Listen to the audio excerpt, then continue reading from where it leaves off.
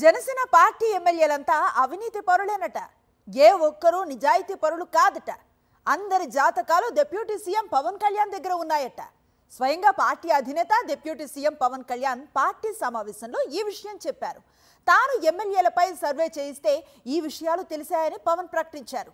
మరి నిజాయితీ పరులైన ఆ ఇద్దరు ఎమ్మెల్యేలు ఎవరో అర్థమైందిగా. సర్వేలో ఏం తెలిందో ఇప్పుడు చూద్దాం.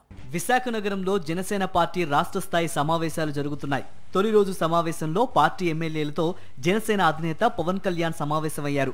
చర్చల సందర్భంగా ఎమ్మెల్యేల అవినీతి వ్యవహారం ప్రస్తావనకు వచ్చింది. పార్టీకి ఉన్న 21 మంది ఎమ్మెల్యేల్లో 19 మంది అవినీతి పరులేనని పవన్ కళ్యాణ్ సమావేశంలో చెప్పారు. మీరు ఏ విభాగాల్లో అవినీతికి పాల్పడుతున్నారో మొత్తం చీటా తన దగ్గర ఉందని ఎమ్మెల్యేలకు చెప్పారాయన.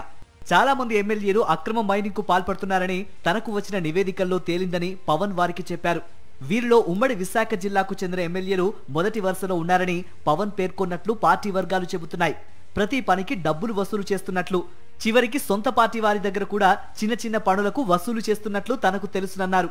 కొన్ని నియోజకవర్గాలలో తమ బంధువులను, బినామీలను అడ్డం పెట్టుకుని దోపిడీకి పాల్పడుతున్నట్లు గుర్తించామన్నారు. మట్టి, ఇసుక, గ్రావెల్ వంటి ప్రకృతి వనరులను ధ్వంసం చేస్తూ కోట్ల రూపాయలు సంపాదిస్తున్నారనే విషయాలు తన సర్వేలో వెలుగు చూశాయన్నారు. చివరికి పెన్షన్ల విషయంలో కూడా కొంతమంది ఎమ్మెల్యేలు కక్కుర్తి పడుతున్నట్లు తనకు తెలిసిందన్నారు. ఇప్పటికైనా ఇటువంటి వాటికి దూరంగా ఉండాలని హితవు పలికారు.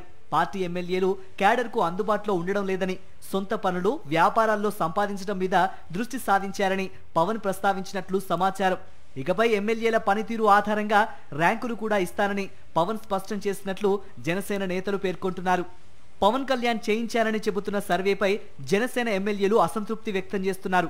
పవన్ కళ్యాణ్ కు సర్వేలు చేయించేంత సీన్ లేదని కామెంట్స్ చేస్తున్నారు.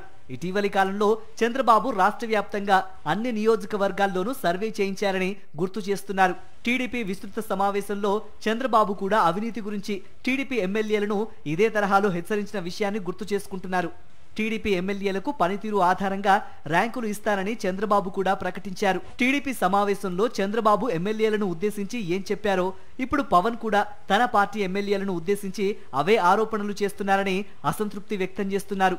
చివరికి జనసేన విస్తృత స్థాయి సమావేశంలో కూడా చంద్రబాబు ఇచ్చిన స్క్రిప్ట్నే పవన్ కళ్యాణ్ చదివి వినిపించారని ఆ పార్టీ ఎమ్మెల్యేలు చర్చించుకుంటున్నారు.